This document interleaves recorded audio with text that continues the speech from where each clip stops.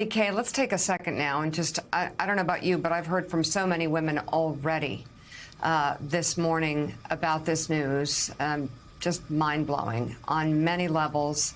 And I was wondering what your reaction was and what you think might come out of this. One of the sort of random thought, as I was getting ready for the show this morning, I was thinking about Hillary Clinton and how this just might put her over the edge and make her jump back in. But I mean, it's just, this is the kind of news that rocks your world as a woman.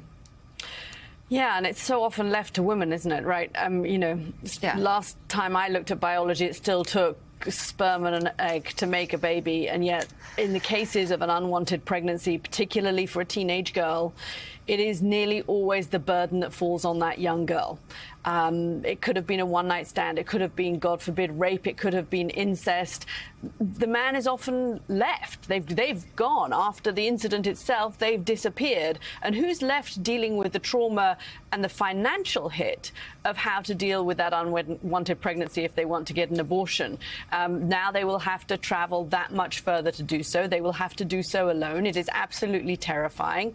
It costs a huge amount of money, why I keep coming back to this idea that this is as much about economics as it is about science. This is a blow to poor women, and particularly to poor black women, because black women are the women who are getting abortions at a higher rate than any other group. So the Supreme Court has just dealt them, a group who is already, by very many economic metrics, suffering much more than other groups in America. They've just dealt them another very difficult blow. If you look back to times when abortion was illegal in this country, who were the people that died from unsafe, illegal abortions?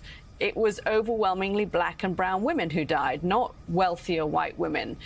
So the ramifications of this are very, very real for women, and they're very, very real for poorer women, for whom this will mean that abortion is now effectively out of reach, and they will have to deal with it alone. I think the politics of this, there hasn't in the past been a great big voting bloc. I mean, maybe John is right and this will change this in the run-up to the midterms, but there was a poll, AP did a poll back in January saying it was really only a primary voting issue for 13% of Democrats. That's Democrats. And only 13% of them said that abortion was a primary voting issue.